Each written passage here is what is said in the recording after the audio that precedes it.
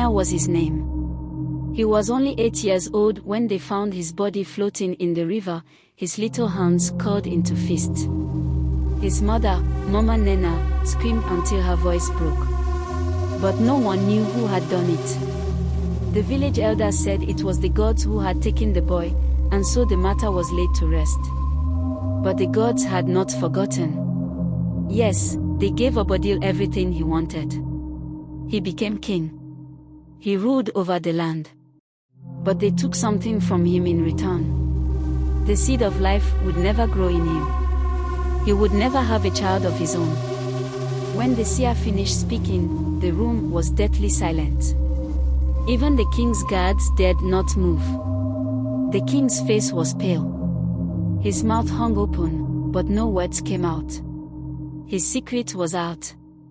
The seer turned to the crowd that had gathered and said, "The gods demand justice." The only way the curse would be broken was if the king confessed his sins before the entire village and gave up the throne. The people gasped. "Step down. The mighty King Obodil." That night, the king's wails filled the palace. He wept like a child.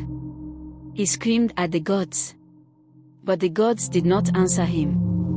For 3 days, he refused to speak. He locked himself in his chamber, refusing food and water. But he knew the gods had spoken. There was no escape. On the 3rd day, the king stood in the village square, surrounded by his people. His royal robes were gone. His head was shaved. He confessed everything. His wives left him. His guards abandoned him. And then, the gods gave their final judgment. Mama Nena, the poor widow who had lost her only son, had remarried years ago. She now had 2 sons from her new marriage. The gods chose her eldest son to be king. And so, before the eyes of the entire village, a poor widow's son was crowned the ruler of the land. As for King Obodil, he was cast out. Stripped of his power, he wandered the village as a commoner, living in the shadows of the palace he once ruled. He became a beggar by the river where he had thrown the boy's body all those years ago. Some say, on nights when the moon refuses to shine, you can still hear his whispers by the water, soft, broken words of a man pleading for forgiveness that will never come.